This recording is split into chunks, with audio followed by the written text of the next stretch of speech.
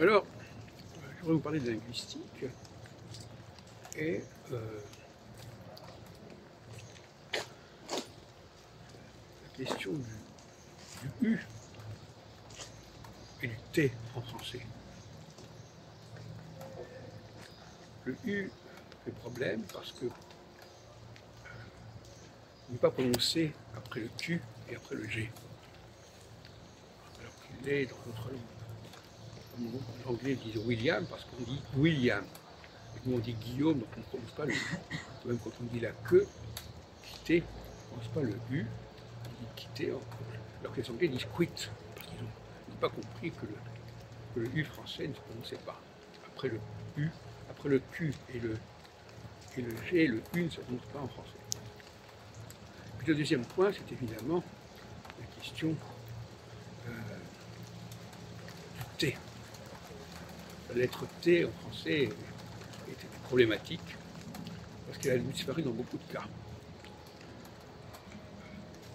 Pour des questions d'alignement du français, de l'oral sur l'écrit sur l'oral. Effectivement, au lieu de dire fini, F-I-N-I-T, on met fini, F-I-N-I. Alors qu'en italien, on dit finita, la commedia finita. Et donc, il y a bien des cas comme ça, où le T ou le D d'ailleurs sont supprimés parce qu'on ne les prononce pas, alors qu'en réalité c'est une option. Soit si le sujet est masculin, on ne prononce pas, le sujet est féminin est prononcé. C'est le même écrit, l'écrit ne bouge pas, mais il est prononcé différemment en français selon le sujet. Et puis le deuxième point, c'est que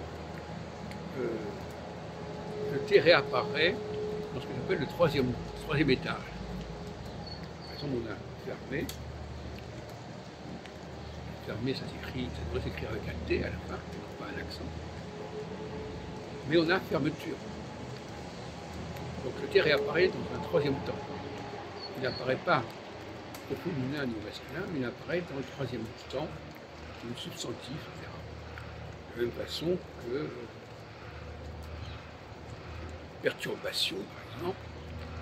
Pour perturber, il n'y a pas de T, ni au masculin ni au féminin, mais on a perturbation,